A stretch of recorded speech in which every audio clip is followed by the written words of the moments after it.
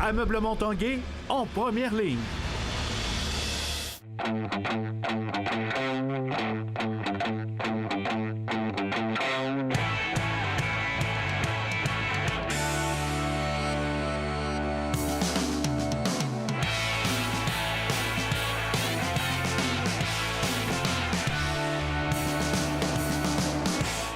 Salut, ici Jonathan Fournier et je vous souhaite la bienvenue à l'Esprit sportif. Aujourd'hui à l'émission, des reportages sur le grand défi Pierre Lavoie, sur l'ultime conquête. On revient également sur le combat de boxe Keane contre Brad Wood. Mais tout d'abord, on vous présente un petit résumé en son, en image de notre fin de semaine dans le sport, entre autres avec de bonnes nouvelles concernant Félix Auger-Aliassime.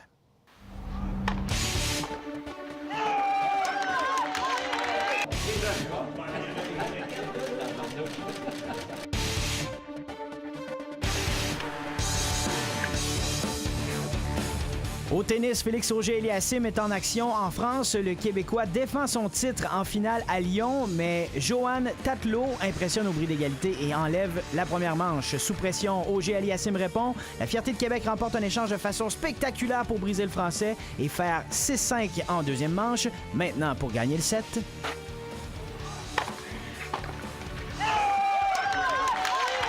Auger-Aliassime triomphe sur une faute directe du favori de la foule et devient double champion en titre du Challenger de Lyon.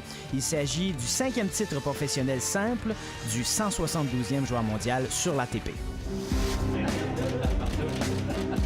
Une vingtaine de joueurs de hockey professionnels, actifs et retraités participaient à la 4e édition du Pro Hockey en soutien à la lutte du cancer de la prostate. Au moins 150 000 $ devaient s'ajouter dans les coffres de la Fondation du CHU de Québec cette année grâce à l'événement. Une soixantaine de joueurs amateurs ont pu passer une journée mémorable avec des professionnels dont faisaient partie Marc Barberio, David Desharnais et David Savard. Dimanche se tenait la 10e édition du Défi des escaliers au centre-ville de Québec. Près de 5 millions de marches reliant la Haute-Ville à la Basse-Ville ont été montées et dévalées par les 2100 coureurs et marcheurs qui ont pris part au défi. Je cours Québec présentait 2 nouvelles distances en 2018, soit le 8 km d'initiation et la course des jeunes de 2 km, qui s'ajoutaient aux 19 et 13 km actuels. L'organisation a enregistré son plus grand nombre d'inscriptions et affichait complet. Tour de Beauce, après 24 ans d'absence à la pole position, c'est un coureur québécois qui a finalement été couronné au 33e Tour de Beauce, le Montréalais James Piccoli. Sa 4e place, dimanche, sur le circuit urbain de 122,4 km à Saint-Georges, a suffi à assurer sa médaille. Il a terminé dans l'échappée victorieuse en 3 heures 2 minutes et 47 secondes. Pierre-André Côté de Saint-Henri-de-Lévis a signé sa 2e victoire d'étape grâce à un autre sprint final endiablé. Le vénérable Bruno Langlois de Québec a souligné son 20e Tour de Beauce de belle façon en terminant l'étape au 3e rang. Les Capitales de Québec disputaient 3 matchs en 3 jours le week-end dernier. Après 2 victoires, les hommes de Patrick Scalabrini étaient en quête d'un premier balayage de la saison dimanche. Malheureusement, les Capitales n'ont rien fait pour impressionner les quelques 2300 spectateurs présents au Stade Canac avec une défaite de 4-2. Malgré 2 gains en 3 rencontres, ils n'ont cogné que 15 coups sûrs contre la formation itinérante de la Ligue Can-Am, le Stockade de Salina. Les Capitales figurent au 2e rang de la Ligue et sont à un match des Miners de Sussex. Maintenant, un combat de boxe très attendu du côté de Shawinigan en fin de semaine. Simon Keane de Trois-Rivières contre Adam Brad Wood. Une victoire de Simon Keane par KO au 3e round. Simon Keane est gonflé à bloc et le Grizzly ne tarde pas à livrer la marchandise. Il coupe le Bogeyman près de l'œil avec un puissant direct. Le combat débute à peine que les deux hommes ouvrent la machine. Adam Brad Wood offre une solide opposition, mais c'est le Trifluvien qui a le meilleur. Le Britanno-Colombien tente de se faire l'agresseur, mais la riposte de Simon Keane est cinglante. Le Grizzly malmène son adversaire et le force même à retraiter dans son coin pour faire traiter sa coupure au visage. Le combat n'est visiblement pas parti pour durer et Keane le sait très bien.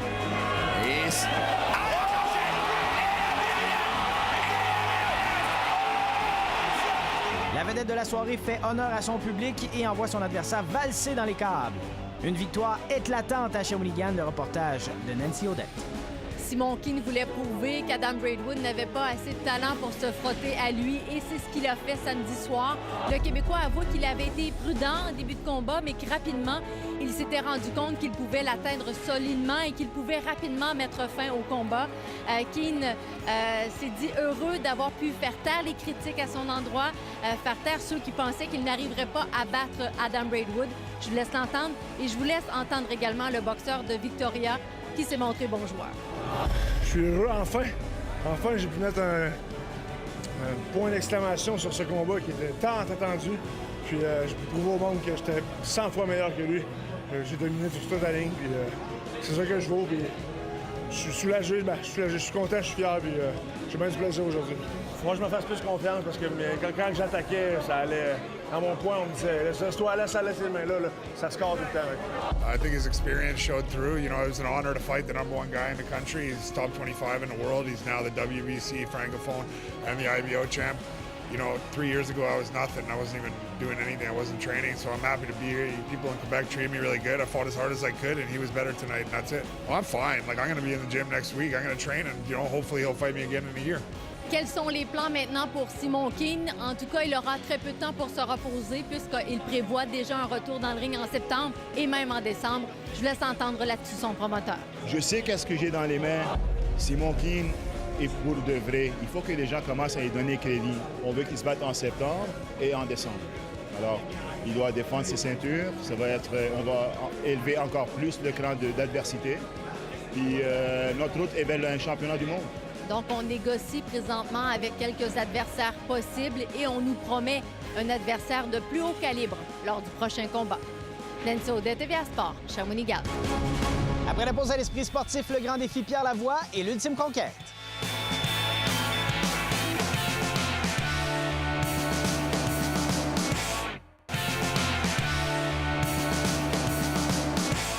Dans le cadre du grand défi Pierre Lavoie était présenté samedi dernier la boucle Vidéotron. C'est plus de 6000 cyclistes qui ont parcouru 135 km pour faire la promotion des bonnes habitudes de vie. Pour plusieurs d'entre eux, ça s'est poursuivi jusqu'au stade olympique pour la suite du grand défi Pierre Lavoie, édition 2018.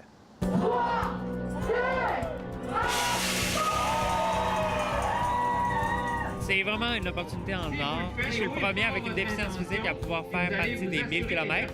Et en plus de ça, j'ai fait la boucle. J'aurais pas pu demander mieux. C'est une chance. C'est vraiment une chance. C'est un peu le sens de la boucle. Change ton mode de vie. Fixe des objectifs. Puis par la suite, une fois que c'est fait, normalement, on ne vient plus jamais par en arrière. La boucle sert beaucoup à engager les gens dans le mode de vie sain. Puis nous, ce qu'on veut, c'est que ce soit un événement inclusif.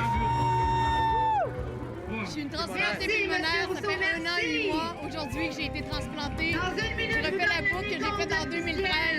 Je suis tellement fière d'être ici, c'est tellement symbolique pour moi. Êtes-vous prêts? Avoir la santé, je l'ai prônée toute ma vie, et ça, la santé par l'exercice et par les bonnes habitudes de vie.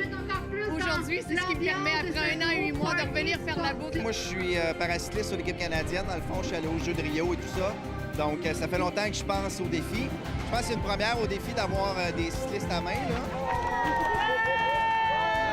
La boucle Vidéotron, c'est 135 km, l'une des étapes les plus longues du grand défi Pierre Lavoie.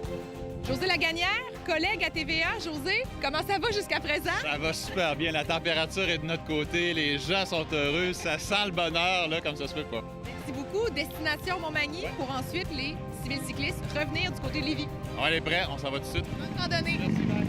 C'est une belle journée. On est chanceux. Puis on est ici pour le plaisir avant. Il n'y a pas de compétition. Ça crée une belle communauté autour de l'action, autour de l'énergie et de l'activité physique. On le fait pour les gens. On le fait pour avoir du plaisir. Et le grand défi se poursuit. Rendez-vous à Sainte-Marie puis Victoriaville ce soir pour finalement franchir la dernière ligne d'arrivée demain au Stade olympique de Montréal. Valérie Chouinard, TVA Nouvelles, à Lévis.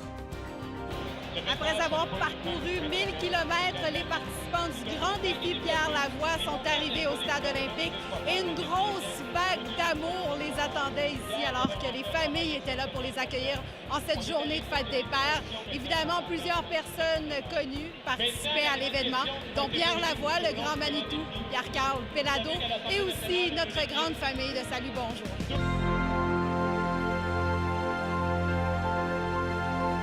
Dans le boisé du Collège Champigny était présenté en fin de semaine la 5e édition de la course à obstacles L'Ultime Conquête, tout ça au profit de la Fondation Maurice Tanguay.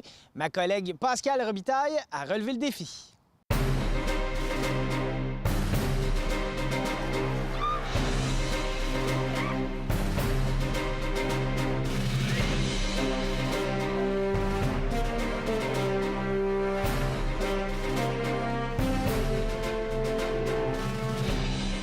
Sur la ligne de départ, impossible de savoir ce qui nous attend au cours des 5 prochains kilomètres. C'est votre première fois?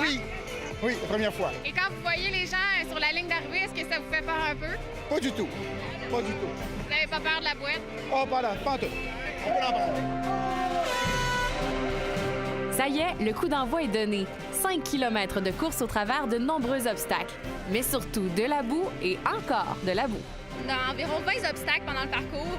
Puis c'est super familial. Il y a un parcours de 2,5 km, un parcours de 5 km. On se fait du fun, on se met dans la boue.